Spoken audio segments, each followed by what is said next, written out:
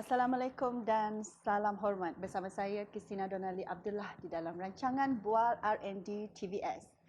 Sayangi kehidupan, cegah penyakit jantung. 29 September adalah Hari Jantung Sedunia. Kardiovaskular ataupun penyakit jantung adalah merupakan punca utama kematian di Malaysia. Sebanyak 15.6% pada 2019 memberi rangkaan bahawa punca utama kematian adalah daripada penyakit jantung. Bersama saya di studio pada hari ini adalah Profesor Dr. Azri Said. Beliau merupakan pakar dan penyelidik di dalam bidang kardiologis dan merupakan dekan di Fakulti Perubatan dan Sains Kesihatan Universiti Malaysia Sarawak. Selamat datang, Prof. Terima kasih kerana sudi datang untuk temu bual R&D pada hari ini. Terima kasih kerana menjemput saya lah. Hari ini kita akan membincangkan tajuk kita iaitu pengembangan penyelidikan cardiovascular disease di Sarawak ya. Mungkin Prof boleh menceritakan serba sedikit minat Prof di dalam bidang ini sebenarnya. Sebenarnya saya latar belakang saya adalah seorang pakar perubatan. Dan semenjak tahun 2011 saya mula berkecimpung dalam kepakaran kardiovaskular atau kardiologi.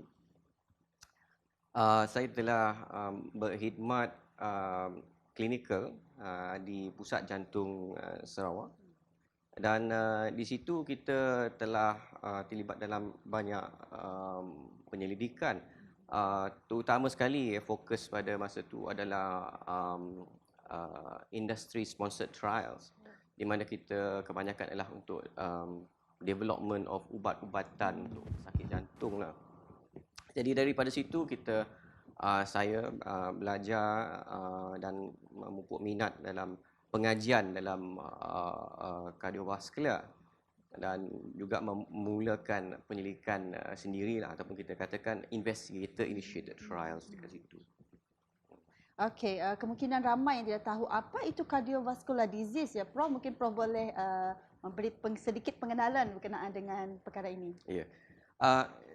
Saya rasa seperti Donna cakap tadi, penyakit cardiovascular disease ni adalah satu punca kematian yang utama di Malaysia semenjak dah banyak tahun dah. Kalau kita tengok statistik tahun lepas dan 2018 dan 2019, tahun 18 13% kematian adalah disebabkan oleh penyakit jantung, ischemic heart disease. Tahun lepas meningkat kepada 15%. Itu ada sekitar 18,000 orang pada tahun lepas meninggal sebab penyakit jantung. Bersamaan dengan 50 orang, maksudnya 50 orang meninggal dalam sehari disebabkan oleh sakit jantung. So itu bukan satu numbers yang kecil. Dan itu adalah punca utama bagi hampir semua negeri, termasuklah di Sarawak ini. Penyakit ischemic heart disease ni adalah disebabkan oleh salur darah kita semakin bersumbat. Sebab jantung kita memerlukan salur darah yang untuk memberikan nutrisi dan oksigen kepadanya. Kalau salur darah kepada jantung ini bersumbat, maksudnya jantung tak boleh berfungsi dengan baik.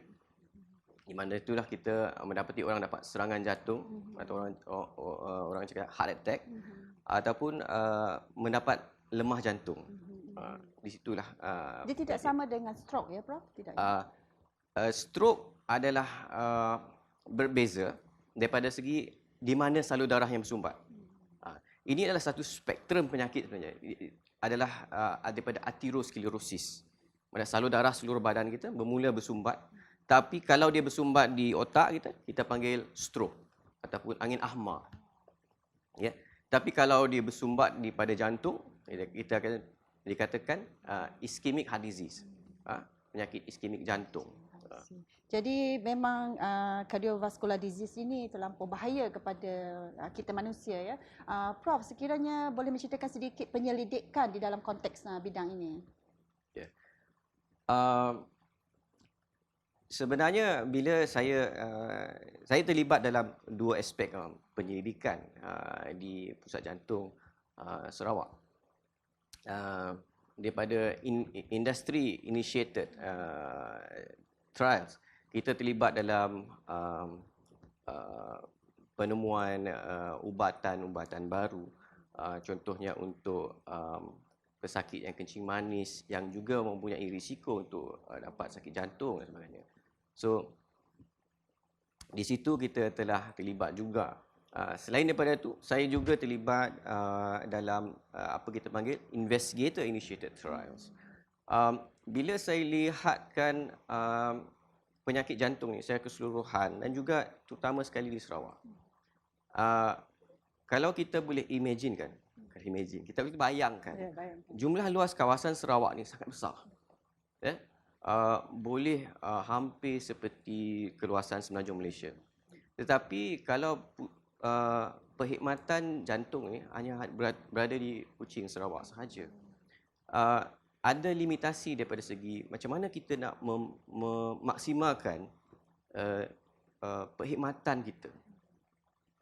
Satu benda yang saya fikirkan ialah bagaimana kita boleh mengidentifikan siapakah di kalangan rakyat kita yang punya risiko yang tinggi untuk dapat sakit jantung. Memang sedia ada, kita ada pelbagai risk assessment tool, risk score. Contohnya yang ada dibuat validation di Malaysia ialah Framingham Risk Score dan sebagainya. Dia adalah agak tepat bagi masyarakat kita, tapi memang ada sedikit kalau kita kata setiap benda ada benda yang kita nak boleh perbaiki lebih baik, lebih elok. Ya. Kalau katakan risk score itu dia boleh menentukan siapakah risiko paling tinggi. Itu senang nak kata, tapi apa yang saya terfikir juga, kalau risk score itu mengatakan risiko seseorang itu rendah, adakah dia betul-betul rendah? Itu yang menjadi tidak berapa clear, tidak berapa jelas. Kalau setiap scoring ni dia senang untuk menentukan siapakah yang mempunyai risiko tinggi, tapi kita juga nak tahu siapa yang dilabelkan sebagai risiko rendah itu betul-betul rendah ataupun tidak, sebab kita tak nak miss patient yang sepatutnya on treatment tetapi dia tak on treatment. Itu salah satu area of research yang saya buatlah. Okey, penyelidikan ini memang begitu menyeluruh terhadap pesakit dan juga yang apa tu dikatakan yang bakal mendapat risiko seperti penyakit jantung ini, ya, Prof. Kita akan mendapat maklumat yang lebih menyeluruh lagi selepas kita berehat seketika.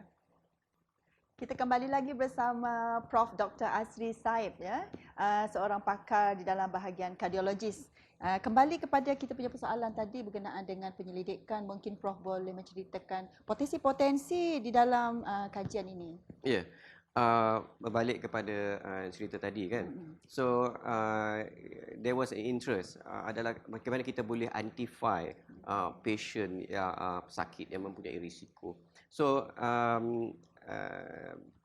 the thought pada masa itu adalah bolehkah kita combinekan dengan scanning, pengimejan dan sebagainya. Tetapi satu perkara yang saya dapati ialah pengimejan ni memerlukan peralatan. Contohnya CT scan dan MRI. Dan kalau kita fikirkan kawasan yang luas seperti Sarawak ni, kalau mereka berada di kawasan luar bandar dan sebagainya, that is not possible. Bagaimana kita nak buat CT scan kepada mereka? So one of the studies that I am sekarang tengah jalankan bersama dengan University of Surrey di UK, kita nak combinekan image dan juga blood biomarker. That is an ongoing research lah. Hopefully diharapkan maybe in ada terbantu sikit disebabkan keadaan sekarang, pandemik dan sebagainya. Tapi insya-Allah by next year kita akan mendapat keputusan je lah.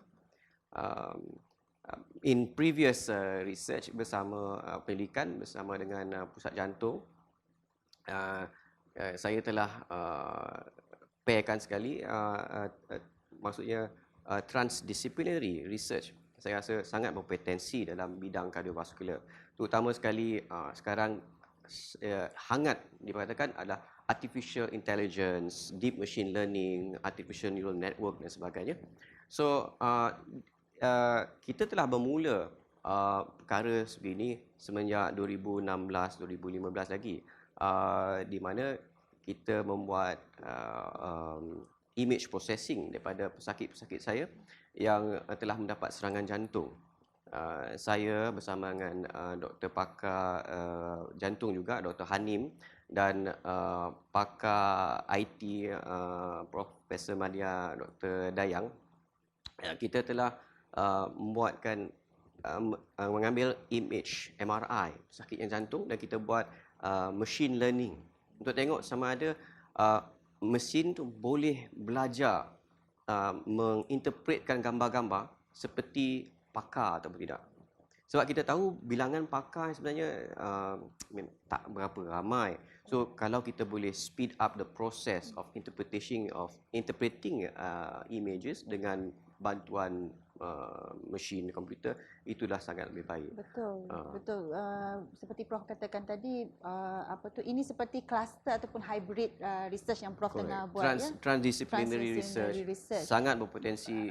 In fact, daripada research tersebut kita telah memenangi beberapa award di Pencipta tahun 2017 dan Malaysian Technology Expo tahun 2018 dapat Gold Award, dan tahun lepas di Pencipta sekali lagi dapat Silver Award untuk inovasi daripada seperti machine learning untuk interpretation of MRI images, macam tu.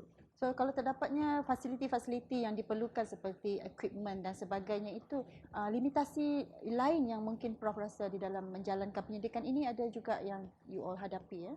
Sememangnya.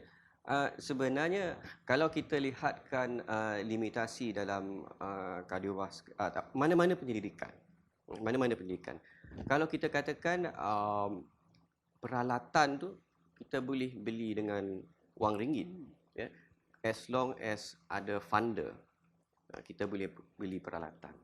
Tapi saya rasa satu perkara yang tak boleh dibeli dengan wang ialah expertise dan sumber manusia. Itu yang saya hadapi semasa membuat penyelidikan, terutama dalam setting secara klinikal, sebab tenaga manusia yang pakar tu, dia ialah pakar perubatan, kadang dia tak 100% dia nak buat kepada research sebab dia have to treat patient, merawat pesakit dan sebagainya. Itu yang menjadi limitasi banyaklah kepada kita. Of course, in terms of equipment, alhamdulillah UNIMAS dan Pusat Jantung Sarawak is well equipped to do this kind of research. Tadi Prof ada menceritakan berkenaan dengan achievement yang Prof dapati dalam bidang ini. Selain daripada yang Prof sebut tadi, ada lagi tak achievement lain, especially bersama dengan Pusat Jantung Sarawak? Ya. Bersama dengan Pusat Jantung, selain daripada inovasi, inovasi ni maksudnya kita telah memasukkan produk dan sebagainya. Tapi daripada research juga, kita sangat aktif dalam research, bukan menghasilkan produk tapi menghasilkan penemuan baru dan sebagainya.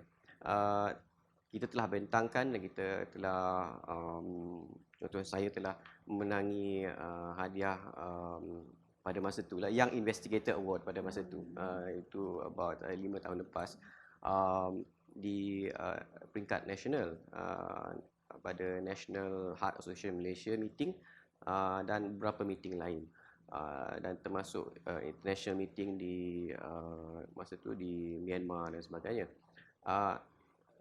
on research. Satu lagi pencapaian di Pusat Jantung ialah in terms of service. So kita dekat sana menjadi pelopor kepada servis yang dengan niat kita adalah untuk membawakan servis yang terbaik kepada rakyat Sarawak.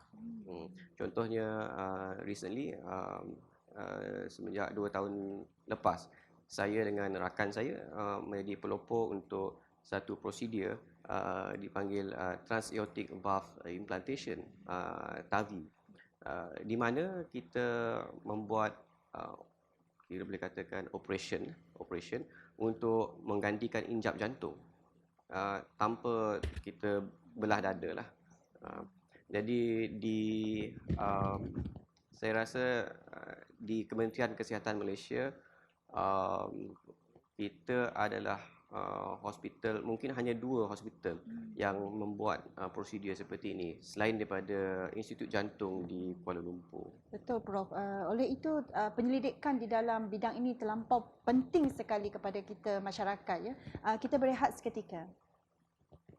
Kembali lagi kita bersama dengan Prof. Dr. Azri Saib bersama dengan kita di hari ini untuk mengupas lebih lanjut lagi berkenaan dengan penyelidikan cardiovascular disease. Okey, Prof, kita ingin mengetahui bahawa kesedaran masyarakat terhadap disease ini. Ya, saya rasa daripada segi perkara tersebut, kesedaran masyarakat adalah sangat penting dalam penyakit ischemic heart disease ni. Sebab dalam kajian survey pada tahun lepas, kita dapati risiko untuk penyakit-penyakit yang membawa risiko untuk sakit jantung sangat prevalent, sangat banyak. Saya katakan contohnya bila kita katakan sakit jantung, kebiasaan mereka ada kencing manis, darah tinggi, kolesterol dan merokok ya. Untuk makluman, di Malaysia kadar kencing manis adalah agak tinggi. 1 daripada 5 orang ada mempunyai kencing manis dan 3 daripada 10 orang mempunyai penyakit darah tinggi. Dan dalam kajian tersebut yang lebih merisaukan, bila kita dapati orang yang didapati darah tinggi, separuh daripada mereka tak tahu mereka mempunyai darah tinggi. Itu yang jadi masalah bila kita buat kajian. 3 daripada 10 orang darah tinggi dan separuh daripada mereka tak tahu yang mereka darah tinggi. Betul, sebab itulah kesedaran itu sangat Kesedaran penting. itu sangat penting. Dan kalau kita tengok health literacy, adakah mereka tahu di mana nak mendapatkan maklumat mengenai penyakit? Sehingga 1/3 rakyat mereka tak tahu di mana mereka perlu mendapatkan maklumat mengenai penyakit-penyakit. Jadi masalah pada kita ialah satu, mereka tak tahu yang mereka tak tahu. Itu kita kena perbetulkan. Dia kena tahu yang dia tak tahu. Lepas tu bila dia tahu dia tak tahu, dia kena tahu macam mana nak dapat maklumat itu. Itu saya rasa kita perlu address. Tapi kita kementerian ada membuat kempen-kempen kan, Prof? Betul. Memang kementerian ada membuat kempen-kempen. Itu adalah usaha kita lah. Kita pergi menjadi media massa dan sebagainya. Juga kita buat outreach dan kita buat health screening. Tetapi ini kalau kita lihat kan, orang yang berminat memang dia pergi ke health screening. Tetapi ramai lagi orang yang tidak berminat. Mungkin sebab itu kesedaran daripada diri sendiri. Jadi kita berusaha tapi itu terpulang kepada individu lah. Jadi kesedaran ini amat penting sekali. Mungkin Prof ada dia katakan nasihat ataupun strategi. Apakah peluang research yang boleh kita tap juga kepada future researcher? Yeah. Saya rasa bidang kardiovaskular ini mempunyai potensi yang sangat besar untuk membuat penyelidikan. Dia bergantung sebenarnya kepada berapa banyak dana yang kita ada. Ada yang mengatakan, dana kita kecil saja, jadi kita tak boleh nak buat research dan sebagainya.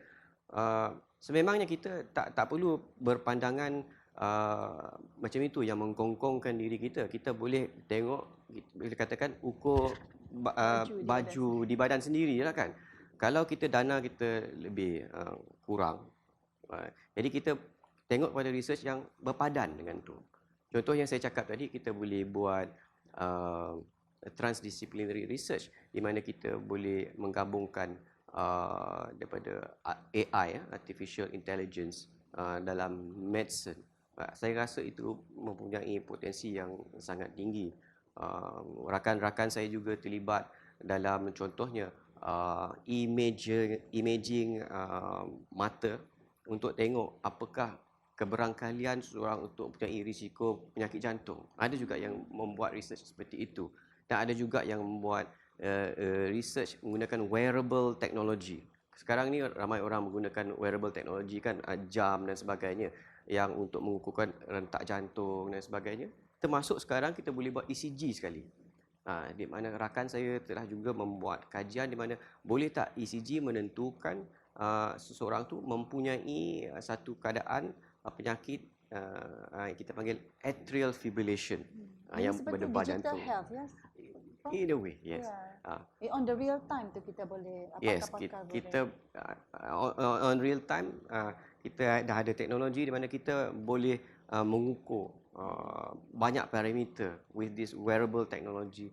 Saya rasa banyak peluang untuk membuat penyelidikan dalam hal ini. Boleh dieksploitasikan lagi Ya, kan, boleh Prof? dibuat. Kemungkinan Prof boleh sekali mengkonklusikan tajuk kita pada hari ini, iaitu perkembangan penyelidikan di dalam cardiovascular disease. Ya. Terima kasih, Yona. Saya rasa bagi masyarakat kita, penyakit jantung ini adalah satu yang sangat penting, number one killer.